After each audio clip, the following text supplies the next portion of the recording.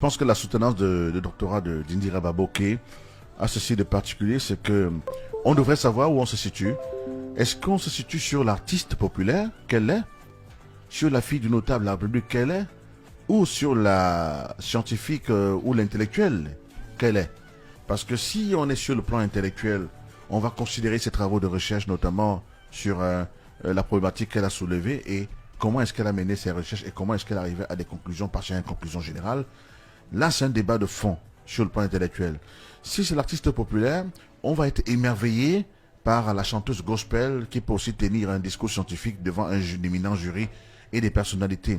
Maintenant, si on considère la fille de la République, on va se dire que, ah bon, n'est-ce pas c'est leur pays, c'est eux, non? Voilà donc les trois perceptions qu'on peut se faire de l'événement du 16 juin dernier, qui tombait d'ailleurs à pic parce que c'était la journée mondiale, la journée internationale de l'enfant africain. Et donc c'est une enfant de l'Afrique qui était dans un jury, dans ce qui aurait pu être une sorte de conclave intellectuel relevé, mais qui est devenu un spectacle, peut-être parce que c'est une star. Il faut le relever. Il y avait des présences de personnalités aussi célèbres, que peu connues. Et donc cette soutenance de doctorat de Indira Baboke, tenue le 16 juin dernier à Yaoundé, a donc dépassé dans son cadre académique habituel. Ça, c'est ma lecture. Ceci pour devenir un événement public d'envergure. Le thème de sa thèse, devenir et qualité de vie des patients opérés pour malformation vasculaire intracrânienne à l'hôpital général de Yaoundé, ce thème donc révèle pour moi dans un premier temps d'un domaine médical et socialement pertinent qui indique d'ailleurs une contribution potentielle à la santé publique. Donc, moi je suis d'abord allé sur le fond pour dire de quoi parle-t-elle? Est-ce que ça nous concerne? Est-ce que ça peut aider les gens? Et je me suis attardé là-dessus, Tout à fait. sur cette contribution intellectuelle. Mais non, sauf que, au-delà de ce travail de réflexion qu'a lu Sangwandé, on s'est laissé aller en conjecture sur des choses. Demandons aujourd'hui à ceux qui en parlent, de quoi parlait-elle? De quoi parlait Indira Baboke? Pourquoi était-elle là? Pourquoi les gens sont-ils... Bon, il y en a qui sont venus pour passer à la télé. D'autres sont venus pour que le directeur du cabinet civil les voie. Donc on appelle ça l'acte de présence. Il y avait la liste, il y avait la liste de présence. D'autres sont venus. Placement produit. Ainsi de suite. Moi, je suis allé chez mes confrères de Dash TV parce que je n'étais pas convié. Je serais parti pour écouter ce qu'elle va dire, pas pour voir, comme on voit à la télé, on me voit suffisamment à la télé, pour dire, ah, si on m'invite, ça veut dire que j'ai quelque chose à comprendre là-dedans pour expliquer à nos auditeurs parce que j'ai le devoir et l'obligation morale d'aller partout où le Cameroun bouge pour expliquer aux gens ce que j'ai compris. Maintenant, chacun peut dire ce qu'il veut. Il dit, voilà ce que j'ai compris. Donc, Cyril Bojiko, vous nous ferez une lecture à votre tour, notamment les déclarations du Sud, promesses non tenues, mensonges des élites, manque de vision de cette élite-là. Que faut-il au Sud maintenant? Ben écoutez, moi je trouve un peu dérangé lorsque les gens analysent les questions républicaines sur le prisme du village. C'est-à-dire que ça donne l'impression que le Cameroun est une république villageoise. C'est-à-dire que parce que mon frère est commandant, le village a été nommé. Mon frère est ministre, le village est en haut.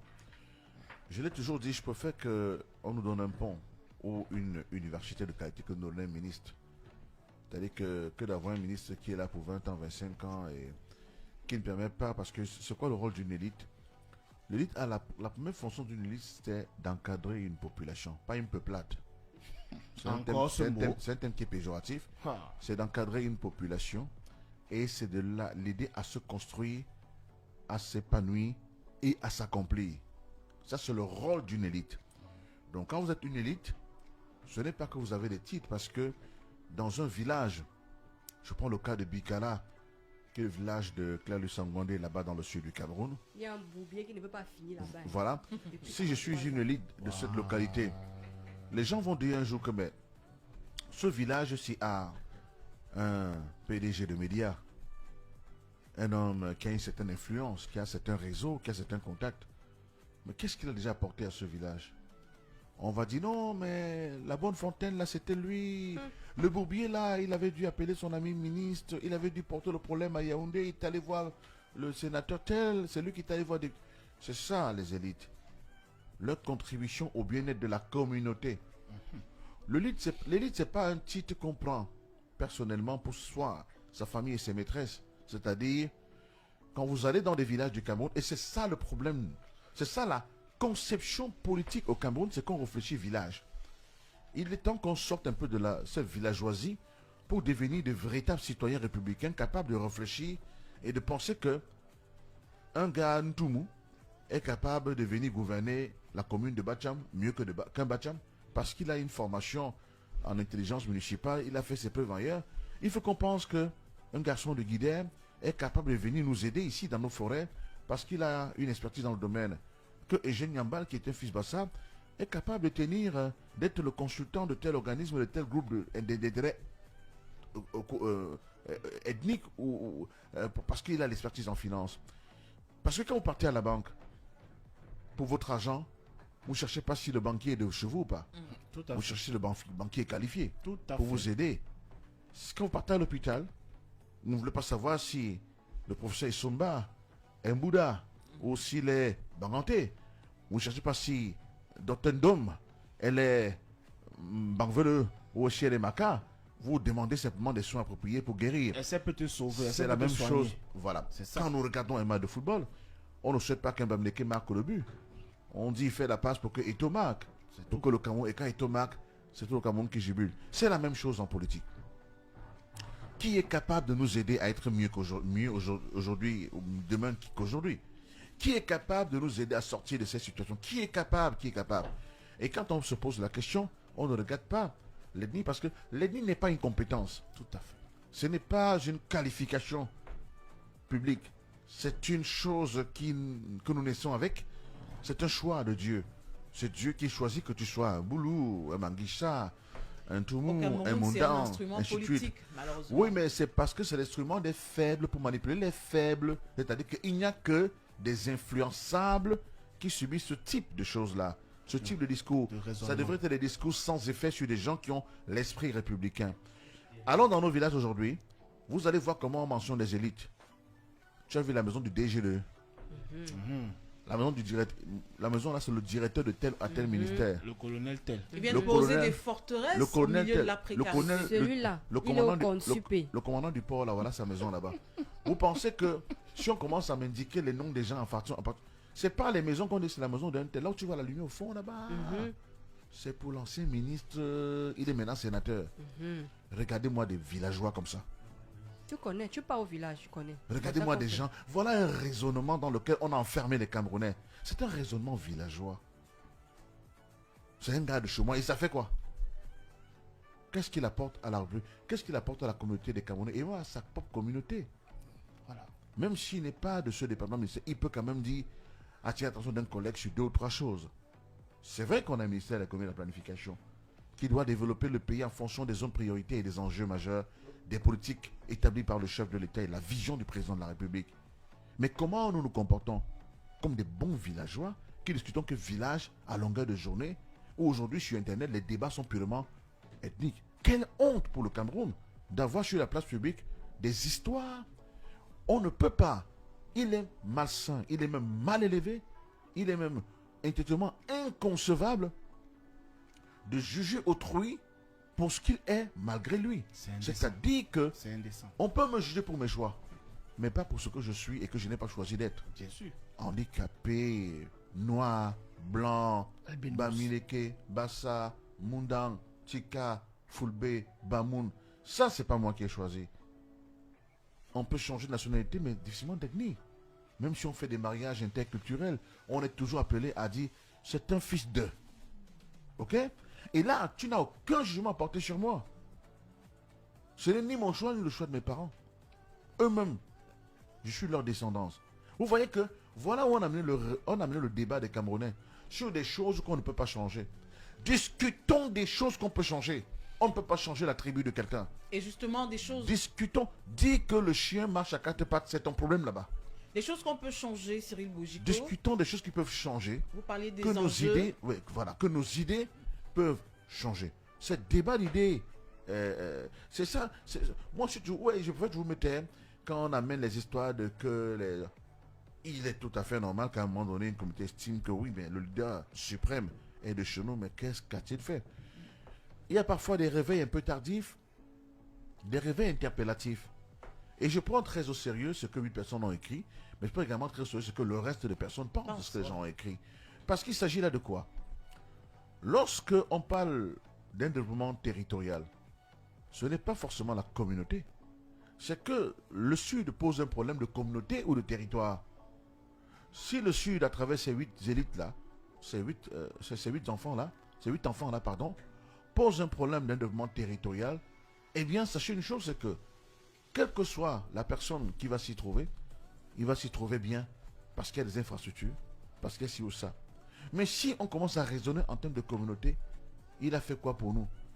Le territoire ne nous appartient pas. Hein. La Constitution du Cameroun est claire. On est chez soi partout. Maintenant, est-ce que partout, quand vous allez en Afrique du Sud, allez voir les universités, elles ont toutes la même structure. Il n'y a pas une qui est plus nantie qu'une autre. Les universités compétissent avec les mêmes armes. La référence vient au niveau de la qualité des étudiants qui en sortent. On vous dira que l'université, vous savez que, je prends un exemple simple, pendant de longues années dans ce pays, le lycée de Mbouda a été classé premier lycée du Cameroun. C'est un lycée qui n'est pas si équipé que ça. La peur que nous sommes en train de nous battre là pour mettre la peinture sur les murs. Mais quand ces enfants commencent à lire leurs cours, est-ce qu'ils tiennent compte de ce que le lycée n'a pas de peinture? Mais allez voir les lycées qui ont des climatiseurs.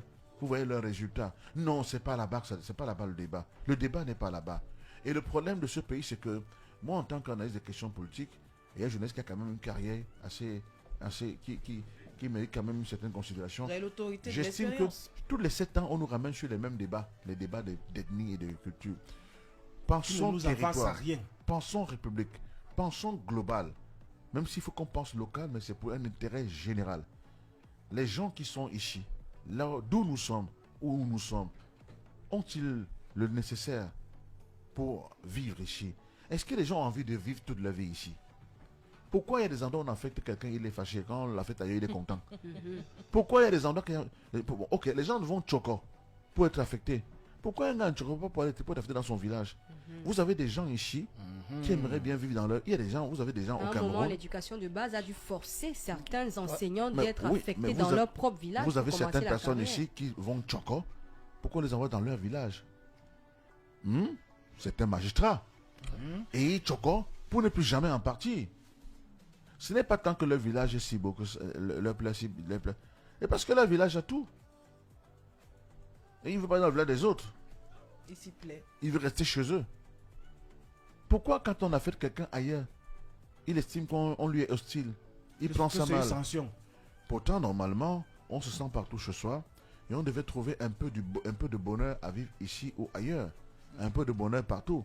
Mais à ce moment-là, les politiques publiques devraient permettre quand même que soit les régions aient leur spécificité et leur attractivité. C'est-à-dire que, je vous dis, je prends le cas des États-Unis, je prends le cas de l'Afrique du Sud, je prends le cas du Maroc. Vous avez des gens dans certaines régions d'Afrique qui sont tellement heureuses de vivre là où elles vivent parce que la ville est attractive. Je prends un exemple simple. Si je suis un amateur d'art contemporain ou d'art, de tout ce qui est art, j'aimerais vivre à Fumban toute ma vie. Je connais des gens qui sont d'ailleurs, mais qui ont d'ailleurs l'oncle de Coco, un ancien préfet du Noun, est parti pour l'Est et après sa carrière de préfet, est rentré prendre sa retraite dans le Noun. Pourtant, il n'est pas du Noun et il est même bien loin du Noun, mais il est rentré s'installer dans le Noun parce qu'il s'y sent chez lui. Ça va avec lui. Les gens, les cultures, les musulmans, La cité des arts. le chai le matin, les sculptures, le sultanat de Bamoun, ça lui parle. Ça réjouit son cœur. Il est content d'y rester. Je connais des gars qui aiment la forêt. Ils sont là-bas chez Ubuntu, dans le sud du Cameroun. Ils ne veulent pas en partir. Ils ont fini par trouver femme là-bas pour y rester. Pourtant, ils ne sont pas de là. Parce que la forêt leur parle. Mais comment on fait donc? Pour attirer davantage les passionnés de la forêt, l'État devait investir lourdement sur des infrastructures forestières, imposer le bon de l'industrie du bois, les usines de transformation du bois, contreplaqué, cul-dent, ainsi de suite. Une zone économique d'où l'économie repose sur le bois. C'est-à-dire exporter le produit fini pour les cachets d'exportation made in Cameroun. Pas porter le bois brut. Ainsi, on aura une école polytechnique spécialisée dans les métiers de bois. Et vous savez vous-même comment ces gars du sud sont des imbattables. Ils sont très bons. Mais allez acheter un lit dans le sud, à l'est, comment ça coûte moins cher? Allez, c'est très moins cher les lits. Les armoires là-bas, hein, les salons là-bas, ainsi de suite. Et ainsi, l'enfant de Coco, qui est du BAM, qui aimerait, qui est passionné de menuiserie, on l'envoie dans la capitale du bois, là-bas dans le sud. Et là, ça devient un hub qui va agréger toute la foresterie de l'Est, le grand bassin forestier du Cameroun, notamment cette forêt dense là. Et puis, on va y installer une régionale de douanes puissante pour gérer les exportations. Ainsi, nous n'aurons plus et même les importations. Nous n'aurons plus les billes de bois qui viennent tomber. Le tomber. bois qui vient de la Centrafrique et même du Congo transite par là. là. Donc, et quand le bois là-bas, on dit stop, on transforme ici et on sort. Parce que l'avenir est dans la transformation, madame. L'avenir n'est plus... La matière première ne rapporte rien à un État. C'est tellement... Je ne sais pas comment on pense ça. Ça ne rapporte pas. À l'acheter. Ok, un exemple simple. Tu es du Mungo. Chez vous, là-bas, au sud du Mungo, on produit... Il y a des palmeraies. À l'acheter... comment on appelle ça? C'est un épi de palmiste, c'est quoi? On appelle ça quoi? Un régime. À l'acheter un régime de palmiste. Vous l'achèterez à 500 francs, d'accord? Mais ce régime de palmiste, il faut extraire de l'huile. Vous vendrez la bouteille à 1500 francs. Nous sommes d'accord? Vous allez en extraire des palmistes. Des palmistes, voilà. Les tourteaux de noix. Vous allez avoir... Vous aurez l'huile de palme à 1500 francs. Vous aurez la noix, le manyanga. L'huile de palmiste. Voilà. Que vous vendrez à 1000 francs. Il y a les tourteaux de noix. Et ainsi de suite. Et le copeau va servir de faire du feu. Tout à fait. Vous voyez que un régime de palmiste de 500 francs vous rapporte 4500 francs après transformation. Maintenant, dégagez les coûts de la transformation. Mettez ça à 30% du prix de revient d'un produit. Vous allez voir que vous êtes dans les 3200 francs à tout gagner. Voilà comment pense l'économie d'un pays. Nous avons quoi? Ça produit quoi? En l'état, ça donne quoi? Quand ça produit, ça donne quoi? On fait le calcul. Vous allez voir que le Cameroun n'a pas grand-chose à investir dans la transformation. Parce qu'on a des ingénieurs. On a tout. Il y a de la ressource. Les APE là, qu'on a devaient permettre plutôt de faire entrer la machination au Cameroun. La machine pour les industries. Pas faire entrer les produits finis pour tuer le marché camerounais. Plutôt faire entrer la technologie à moindre coût. Comme les Chinois l'ont fait. Faire entrer la technologie avec des douanes revues à la baisse pour permettre aux machines non seulement de former nos techniciens. Qu'est-ce que les Chinois ont fait? À un moment donné, ils ont revu à la baisse les droits de douane pour faire entrer tous les produits de qualité, les NAC et autres. Ils ont commencé à imiter, à faire la contrefaçon. Vous faites NAC, ils font nickel. Vous faites ceci, ils font ça. Vous faites balafon, ils font balafount. Donc, et à force d'imiter, aujourd'hui, ils sont devenus la plus grande usine du monde. Pourquoi? À force de faire ça, qu'est-ce qu'on a dit? Nike a dit, mais écoutez, on sauve de la contrefaçon. Les Chinois, ils sont en train d'inonder le marché avec des produits qui ressemblent aux nôtres. C'est mieux qu'on aille là-bas produire. Pour qu'ils sentent que c'est leur prix. Et voilà qu'on a fait de la Chine aujourd'hui l'usine du monde. Un pays qui était aligné avec le Cameroun il y a 35 ans, 40 ans. Aujourd'hui, un pays qui dépend le Cameroun. Mais à un moment donné, ce sont les politiques publiques. Parce que là-bas, en Chine, l'élite a pensé qu'il faut créer une véritable caste de l'élite. Les gens qui pensent le pays. Et ce n'est pas les cerveaux qui nous manquent. À tous les niveaux, le Cameroun a des génies sur le plan politique. Je pense. Sauf qu'à un moment donné, le casting des personnes ne peut pas contribuer à ce qu'on ait un pays qui s'émancipe sur le plan économique. Donc du coup, on cherche les contenteurs, des gens que nous aimons, qui nous plaisent, qui réjouissent, qui flattent notre ego. À trop flatter le prince, il perd de sa lucidité. Évitons de la flagonnerie à outrance. Le pays de la Talakou. Nous sommes l'arbitre de la Talakou. Vous voyez comment quand on veut s'adresser à un supérieur, on aligne les superlatifs. Excellence. Mais à un moment donné, il perd même de sa lucidité, il se prend pour un surhumain. Non. Nous sommes des gens parmi les gens. Nous dirigeons les gens comme nous pourrons être dirigés demain. Et dirigeons les gens aujourd'hui comme ils pourront nous diriger demain. Voilà. Merci Cyril Bojiko. Et que dans ce pays, on arrive. Ils te disent qu'ils ont déposé le problème de ce pays, c'est que nous, ils ont reçu la décharge le 14. C'est que le problème de ce pays, c'est qu'en fait, on a les interrogateurs, pas les intervieweurs. C'est-à-dire qu'en fait, on a les... Oui, comme il a dit, donc la mairie. Je pose la question.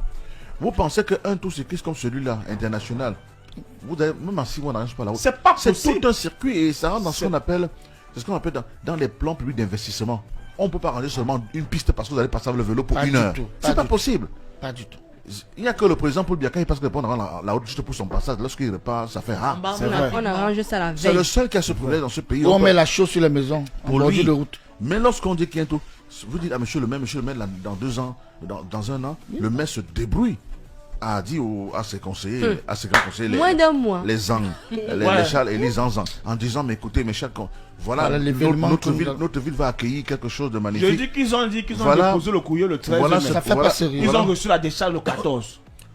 Là n'est pas le problème. Voilà ce que ça fait pour notre ville, voilà ce que nous allons gagner, voilà l'impact, voilà la visibilité.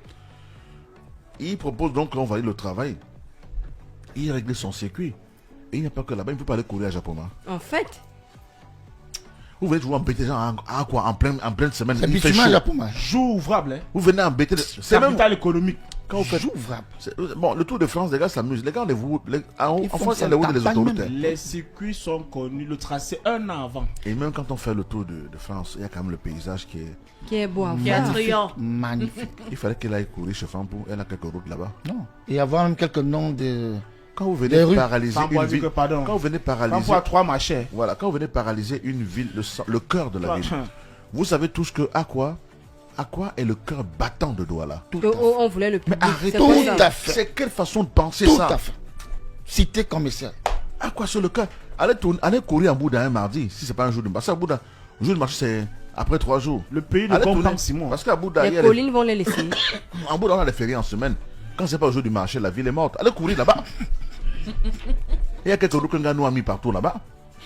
Mais quand vous venez dans une ville commerciale, Ouais. vous venez tourner dans le business des gens, mon frère. C'est-à-dire que vous fermez les boutiques. C'est le jeudi mort qu'on fait souvent Un là. lieu où tout va vite.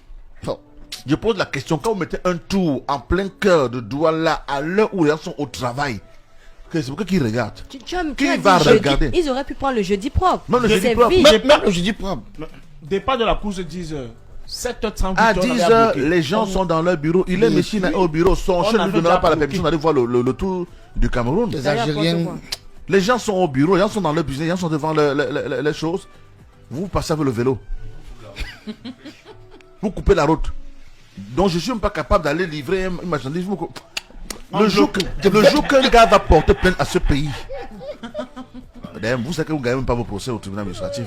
Pour finir, les gars, ils ont fait une photo où on a mis le président de la République sur le vélo. C'est même pas qu'il a arrêté le guidon. Hein. Ouais, Il a levé les bras. Mais le président de la Il République, était à l'arrivée. c'est un amateur. Le président aime le vélo. Tout le Pardon, monde. pardon, quel vélo. Non, s'il aime le C'est vélo. son sport À préféré. Kribi, c'est ce qu'il faisait.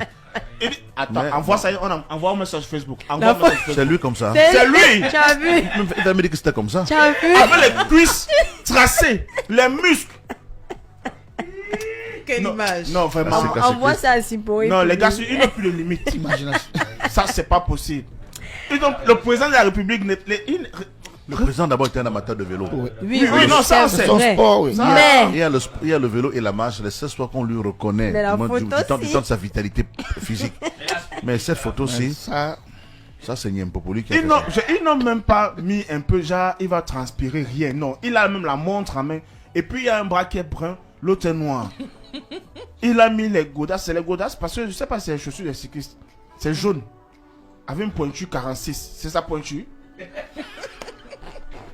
Je ne sais J'aime pas. pas- je sais pas, C'est c'est comme bon. les. C'est bon quoi, c'est toi, comme- ce non, matin. tu sais qu'il y a un gars ici que tout le monde respecte. Mhm. C'est le couturier de ton type qui a Satan 2 là. Parce qu'il est le seul qui n'a pas peur de lui. Hein. Il fait les vestes, on voit seulement l'ongle. pardon. Laisse. Même dans le pays, il y a des ministres comme ça qui ont les stylistes. Tu as parti juste Et ils aiment quand on son- fait l'hymne national. Et aujourd'hui, c'est il aime son comme ça. styliste là. Tu regardes comment la veste et tu dis mais c'est une Rodinko. Ah, d'ailleurs, il a me fait fort. Le ministre en question dont tu parles là, oui. qui a Satan 2 là, le gars là lui a fait une veste à rayures. Quand tu conçois une veste